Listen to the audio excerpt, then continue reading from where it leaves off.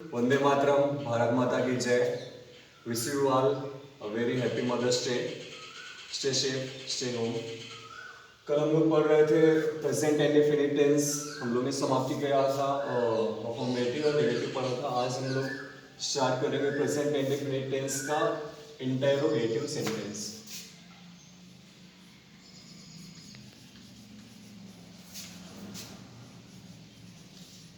Interrogative sentence. तो आइए चलिए आज हम स्टार्ट करते हैं इंटेरोगेटिव सेंटेंस। इंटरोगेटिव सेंटेंस भी इंट्रोगेटिव नहीं पढ़ते हैं, इंटेरोगेटिव सेंटेंस। ये भी टू टाइप्स के होते हैं। जैसे स्ट्रक्चर बना के समझा देता हूं आप लोग को।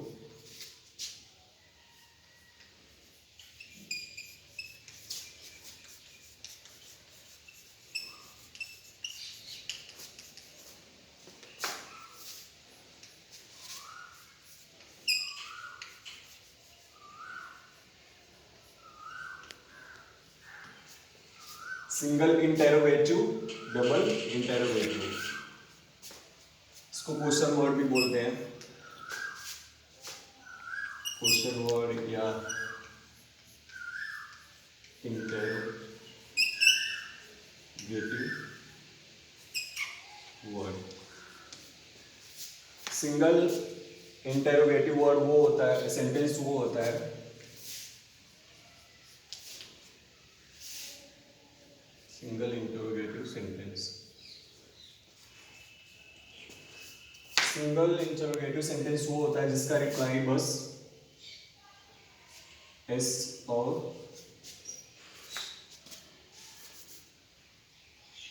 ऐसे देखिए। सिंगल इंटरोगेटिव सेंटेंस, फिर एरो करके ये हेल्पिंग वर्ब जरूर लेता है। हेल्पिंग वर्ब डू और डज नामक की हेल्पिंग वर्ब लेता है। फिर इसके बाद इसका रिप्लाई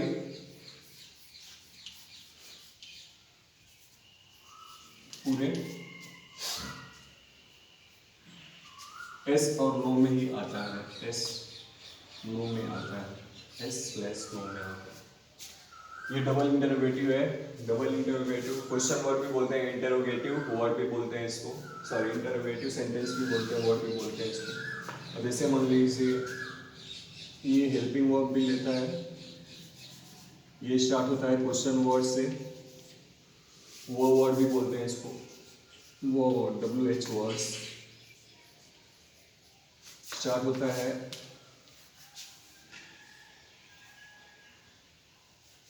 इंटरोगेटिव वर्ड से प्लस हेल्पिंग वर्ब और इसका रिप्लाई आता है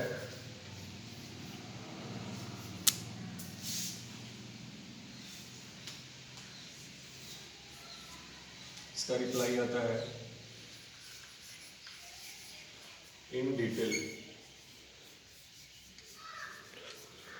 देखिए वापस से समझा दे रहा हूँ सिंगल इंटरोगेटिव सेंटेंस क्या होता है। जैसे ये हेल्पिंग वर्ब जरूर लेता है, इसकी स्टार्टिंग हेल्पिंग वर्ब से होती है।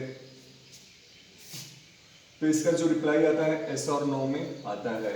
जैसे मान लीजिए मैं पूछ रहा हूँ कि क्या तुम मैच खेलते हो, तो ऐसे आएगा डू यू प्ले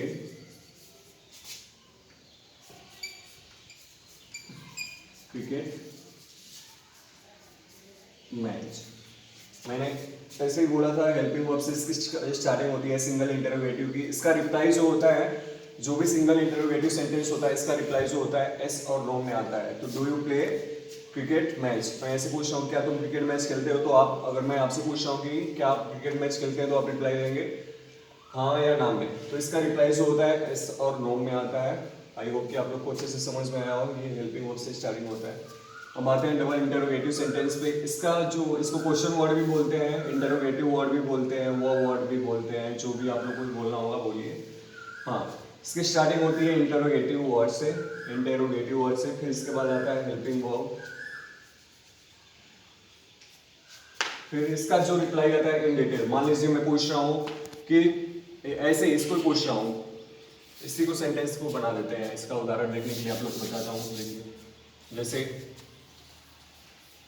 कि यहाँ पे मैंने बताया था क्या तुम मैच खेलते हो, तो इसका रिप्लाई आया था यस और नो में, हाँ या ना में आएगा, जो सिंगल इंटरोगेटिव था। लेकिन डबल इंटरोगेटिव में मान लीजिए मैं पूछ रहा हूँ कि तुम मैच क्यों नहीं खेलते हो, why do you not play cricket. तो इसका रिप्लाई पूरा आप डिटेल में देंगे। मैं मान लीजिए आपसे पूछ रहा हूँ कि तुम क्रिकेट मैच क्यों नहीं खेलते हो, तो आप इसका रिप्लाई पूरे डिटेल में देंगे कि हाँ मुझे मम्मी पापा से डर लगता है इसलिए मैं क्रिकेट नहीं खेलता हूँ, या जो कुछ भी रीज़न आप बताएंगे पूरे डिटेल में बताएंगे। इसलिए इसको बोलते हैं डबल इंटेरोगेटिव सेंटेंस। मतलब इसकी शुरुआत इंटेरोगेटिव वर्ड से होती है, जैसे इंटेरोगेटिव वर्ड इसको बोलते हैं एक हेल्पिंग वर्ब आया, ये बाकी सारे ऐसे ही सेम रहेंगे। आई होप कि आप लोगों को समझ में आया। मैं फिर से समझा देता हूँ। जो सिंगल इंटरोगेटिव होता है ये हेल्पिंग वर्ब से स्टार्टिंग होती है इसकी, डू या डज नामक। इसका रिप्लाई यस और नो में आता है। जैसे मान लीजिए मैं पूछता हूँ do you play cricket match, क्या तुम क्रिकेट मैच खेलते हो, तो आप हाँ या ना में जवाब देंगे। जो डबल इंटरोगेटिव सेंटेंस होता है जिसको इंटरोगेटिव वर्ड सेंटेंस भी बोलते हैं, वो वर्ड भी बोलते हैं, इसका रिप्लाई आता है पूरे डिटेल में। जैसे मान लीजिए मैं पूछ रहा हूँ कि तुम क्रिकेट मैच क्यों नहीं खेलते हो, तो आप पूरे विस्तार में जवाब देंगे इसका कि हाँ ये रीज़न है मैं इसलिए मैच नहीं खेलता, या मेरा पेट दर्द दे रहा है, या कुछ भी जो भी रीज़न देना होगा आप देंगे। आई होप आप लोग को समझ में आया हो। आगे बढ़ते हैं।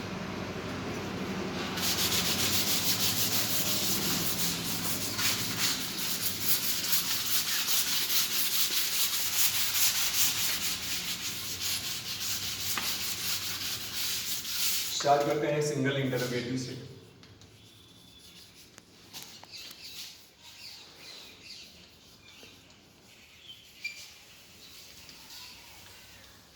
सिंगल इंटरोगेटिव सेंटेंस स्ट्रक्चर देख लेते हैं।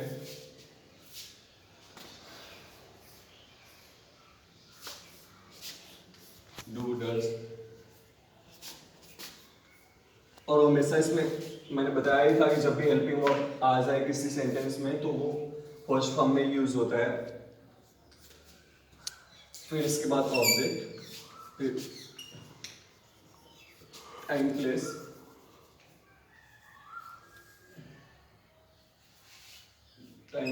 Plus question mark. हाँ अब मान लीजिए इसमें नॉट नेवर भी आए तो आप इसके और इसके बीच में लगा लेंगे।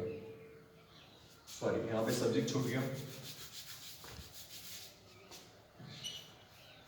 प्लस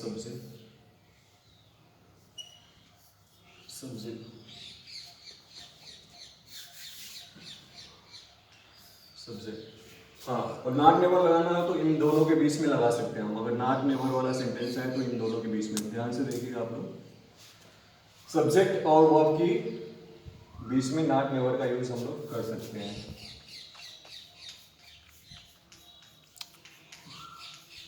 जैसे मान लीजिए उदाहरण एक बता दे रहा हूं आप लोग को, do you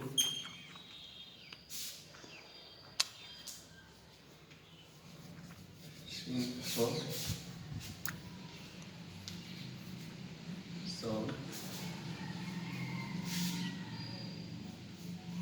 do you not sing a song, do you never sing a song। देख लीजिए आप लोग, इसका उदाहरण था सबसे पहले आया डू, फिर इसके बाद मैंने बताया था सब्जेक्ट आएगा, फिर उसके बाद वर्ब की फर्स्ट फॉर्म आई है, फिर ये ऑब्जेक्ट आया। Do you sing a song, क्या तुम गाना गाते हो, इसका रिप्लाई आप लोग देंगे हाँ या ना में कि हाँ या ना, इसलिए इसको बोलते हैं सिंगल इंटरोगेटिव सेंटेंस। हाँ अब मान लीजिए एक नॉट वाला सेंटेंस आ गया, डू तो ऐसे नॉट इसके बीच में लगा देंगे। मैंने बताया था सब्जेक्ट और वर्ब की फर्स्ट फॉर्म के बीच में लगा देंगे। देखिए do you not sing a song, क्या तुम गाना नहीं गाते हो, तो डू आया, फिर सब्जेक्ट आया, और सब्जेक्ट और वर्ब की फर्स्ट फॉर्म के बीच में, देखिए सब्जेक्ट और वर्ब की फर्स्ट फॉर्म के बीच में नॉट आ गया ना, तो सब्जेक्ट और वर्ब की फर्स्ट फॉर्म के बीच में लगा सकते हैं नॉट। अब देखिए एक नेवर वाला भी देख लेते हैं, सब्जेक्ट और वर्ब की फर्स्ट फॉर्म के बीच में आ गया नेवर। ये हो गया सिंगल इंटरोगेटिव सेंटेंस।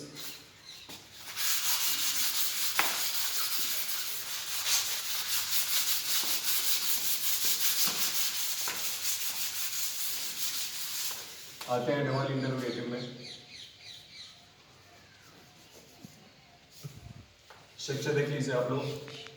मान लीजिए इसकी स्टार्टिंग होती है इंटरोगेटिव वर्ड से। इंटरोगेटिव वर्ड मतलब वो वर्ड जैसे व्हाट, व्हेन, वेयर, व्हाई, इसको ही बोलते हैं इंटरोगेटिव वर्ड। वो वर्ड्स या क्वेश्चन वर्ड्स जो भी आप लोग बोलना चाहो बोल सकते हो।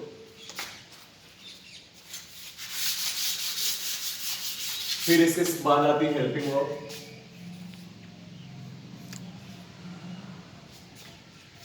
Do, does plus subject plus V1 plus object time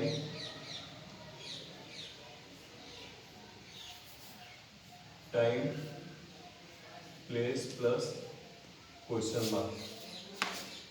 interrogative word do या डज, सब्जेक्ट, वर्ब की फर्स्ट फॉर्म ऑब्जेक्ट, टाइम और या प्लेस, फिर उसके बाद क्वेश्चन मार्क।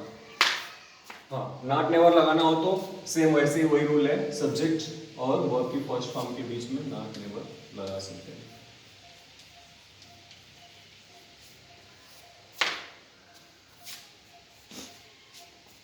इसका रिप्लाई आता है, पूरे डिटेल में देना पड़ता है। मैंने बताया था आप लोग को डबल इंटरोगेटिव का। जैसे मान लीजिए मैं बोल रहा हूँ, उदाहरण देख के बता दे रहा हूँ आप लोग से। Why do you play cricket match. मान लीजिए मैं पूछ रहा हूँ why do you play a cricket match, तो मैच क्रिकेट मैच क्यों खेलते हो, तो इसका पूरा रिप्लाई जो देंगे आप पूरे डिटेल में देंगे कि हाँ ये रीजन है या मेरा पैशन है या मैं इसका शौकीन हूँ क्रिकेट मैच खेलने का। जो कुछ भी रिप्लाई देना होगा पूरे डिटेल में देंगे, इसलिए इसको बोलते हैं डबल इंटरोगेटिव सेंटेंस। इसकी स्टार्टिंग होती है इंटरोगेटिव वर्ड से, इसके बाद डू या डज नामक हेल्पिंग वर्ब, फिर सब्जेक्ट आता है, फिर वर्ब की फर्स्ट फॉर्म, फिर ऑब्जेक्ट, टाइम प्लेस आता ही है। और नॉट नेवर वाला अगर सेंटेंस आए तो इसके सब्जेक्ट और V1 के बीच में लगा सकते हैं। जैसे देख लीजिए वो वर्ड आया, इंटरोगेटिव वर्ड आया, फिर डू आया, फिर ये सब्जेक्ट आ गया, फिर ये फर्स्ट फॉर्म आ गई, ऑब्जेक्ट आ गया। एक और नॉट वाला या नेवर वाला देख लेते हैं, आप लोग को अच्छे से समझ में आ जाएगा।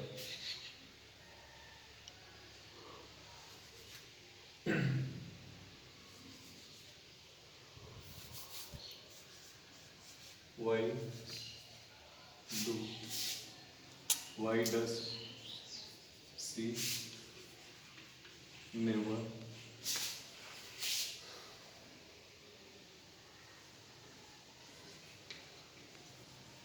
sing a song। अब देखिए why does she never sing a song, why does she never sing a song। अब ये वो क्वेश्चन वर्ड आ गया, फिर डज आ गया, फिर सी आ गया, और मैंने बताया था सब्जेक्ट नॉट नेवर अगर आए, आई मीन नेगेटिव सेंटेंस अगर बनाना हो तो सब्जेक्ट और वर्ब की फर्स्ट फॉर्म के बीच में, सब्जेक्ट और वर्ब की फर्स्ट फॉर्म ये है, इसके बीच में आ गया नॉट या नेवर, जो भी लाना हो आप ला सकते हो। वो कभी गाना क्यों नहीं गाती है, इसका हिंदी अनुवाद होगा। आई होप कि आप लोगों को समझ में आया हो।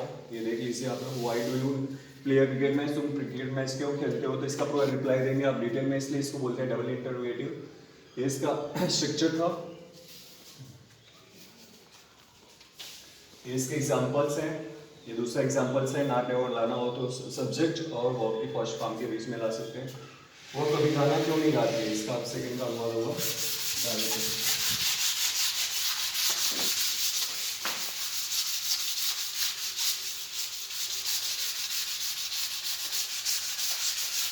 हाँ, अभी तक हम लोग पढ़ रहे थे डबल इंटरोगेटिव।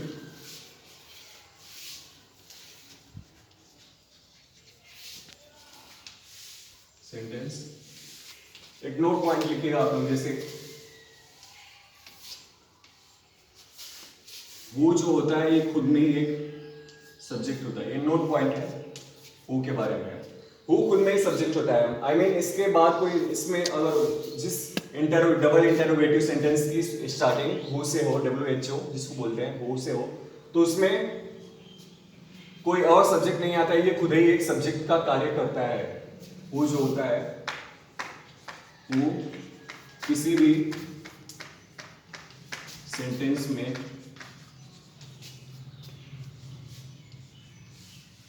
खुद ही एक सब्जेक्ट का कार्य करता है। वो खुद ही किसी सेंटेंस में खुद ही वो किसी भी सेंटेंस में खुद ही एक सब्जेक्ट का कार्य करता है। वो वाले सेंटेंस में किसी अदर सब्जेक्ट का यूज नहीं होता है। वो वाले सेंटेंस में किसी अदर सब्जेक्ट का यूज नहीं होता है, वो खुद ही एज ए सब्जेक्ट कार्य करता है। ये नोट पॉइंट है, बहुत इंपॉर्टेंट पॉइंट है डबल इंटरोगेटिव का। आइए आप लोग को उदाहरण देके समझा देते हैं इसका। वो किसी भी सेंटेंस में खुद ही एक सब्जेक्ट का कार्य करता है। आई मीन जिस सेंटेंस में हो, जिस सेंटेंस की स्टार्टिंग हो से हो, उसमें किसी अदर कुछ सब्जेक्ट का जरूरत नहीं पड़ता है।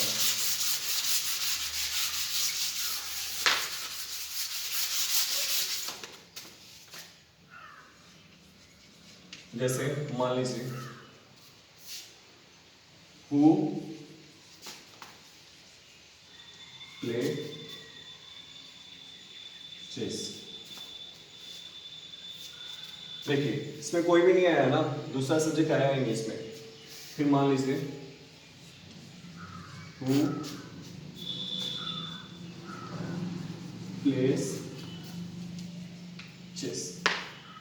इसमें दोनों वो एक ऐसा क्वेश्चन वर्ड है जिसमें आप दोनों यूज कर सकते हैं, मतलब वर्ब की फर्स्ट फॉर्म भी यूज कर सकते हैं, वर्ब की फिफ्थ फॉर्म भी यूज कर सकते हैं। और सब में क्या होता है कि सब्जेक्ट के अकॉर्डिंग वर्ब आती है, लेकिन इसमें वर्ब के अकॉर्डिंग सब्जेक्ट का पता चलता है कि कितने सारे सब्जेक्ट हैं। और सब में ये होता है कि सब्जेक्ट के अकॉर्डिंग, मतलब सिंगुलर सब्जेक्ट या प्लूरल सब्जेक्ट है तो उसके अकॉर्डिंग वर्ब आती है, लेकिन इसमें वर्ब के अकॉर्डिंग पता चलता है कि क्या कहा जा रहा है। जैसे हु प्ले चेस का मतलब होगा चेस, चेस जिसको बोलते हैं शतरंज, शतरंज कौन कौन खेलता है। इसकी मीनिंग होगी हिंदी शतरंज कौन कौन खेलता है। ध्यान से देखिएगा, हु प्ले चेस, शतरंज कौन कौन खेलता है। इसकी मीनिंग होगी शतरंज कौन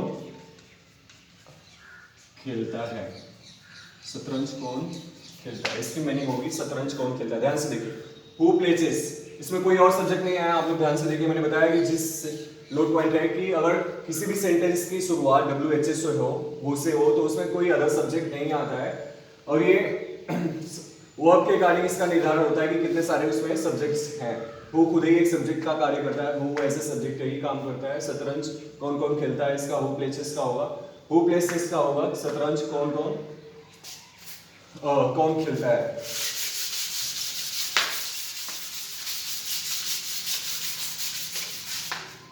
ये V1 और V5 दोनों का यूज करता है। अभी मैंने आप लोग को इसका उदाहरण बताया, दोनों का यूज कर सकते हैं। हाँ, इसका स्ट्रक्चर देख लीजिए, who plus V1 V5 plus object time place plus question mark. अब इसे अभी बताया मैंने, who play chess, who plays chess, who play chess, who plays chess, ये वर्ब की फर्स्ट फॉर्म है, तो इसका मतलब होगा शतरंज कौन कौन खेलता है। ये वर्ब की फिफ्थ फॉर्म इसमें यूज हुई है, तो इससे ये पता चलेगा कि वर्ब शतरंज कौन खेलता है। कौन खेलता है, एक व्यक्ति की बात हो रही है और इसमें कई सारे लोगों की बात हो रही है कि कौन कौन खेलता है। आई होप आप लोग को समझ में आया हो।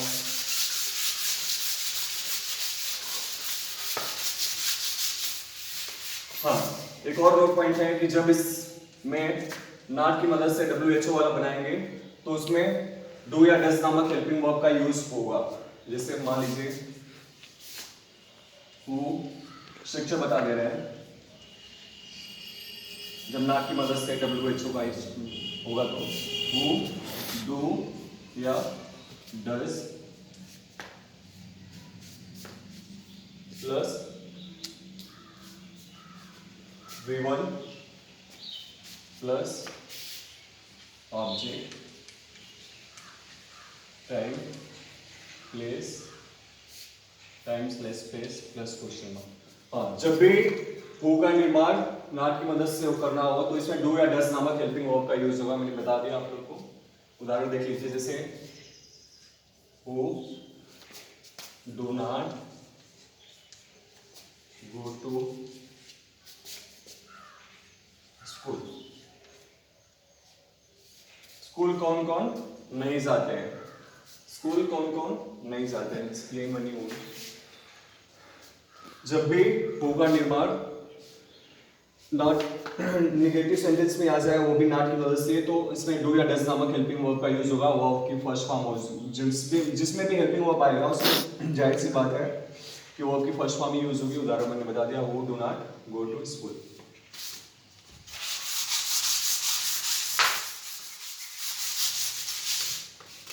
एक लास्ट देख लीजिए आप लोग, नेवर की मदद से। अगर हु का निर्माण नेवर की मदद से हो तो स्ट्रक्चर देख लीजिए, हु, अब इसमें डू या डज नामक, अगर नेवर आ गया तो डू या डज नामक हेल्पिंग वर्ब नहीं आएगी। हु प्लस नेवर V1, अब इसमें V5 भी आ सकता है।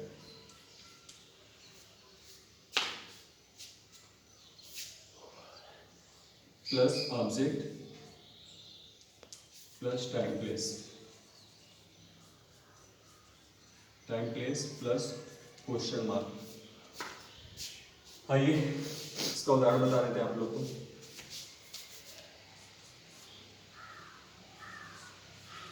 Who never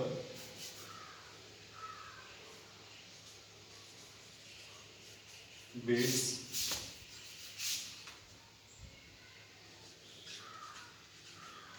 you.